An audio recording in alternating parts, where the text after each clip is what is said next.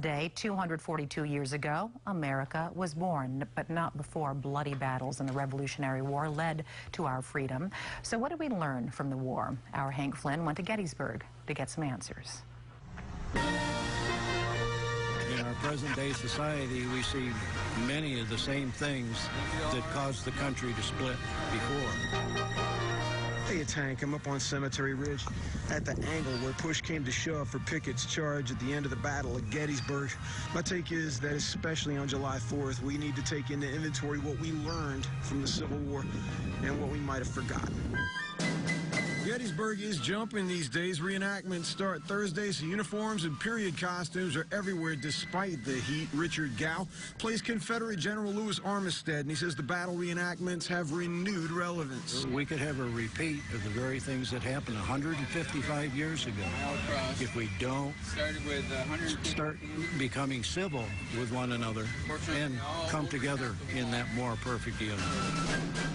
Hard to forget those hard lessons when you're at Gettysburg. 99th Pennsylvania Infantry. The reminders of the thousands killed or wounded there dot the landscape. This monument up here at the top is to the Philadelphia Brigade, in case you forgot.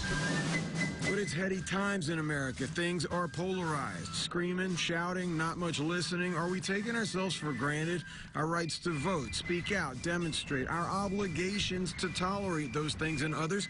It can get bad, you know. It wasn't that long ago. The fact that it had to get to the level where it took that level of warfare and that as Americans we couldn't sit down and talk and compromise and reach a solution without that level of bloodshed, I think that's very telling. Michael McGovern plays Union General Winfield Scott Hancock. He says actively educating ourselves on history, like at Gettysburg, keeps us from repeating tragic mistakes. It enables you to steep yourself in American history, not only read the books, but to bring it to life. We either, study history or we are doomed to repeat it. Katie Lawhon speaks for the Gettysburg National Military Park. You know, the part of our history that talks about becoming a more perfect union, it's a journey. We are trying to become a more perfect union. It's a long lesson in life.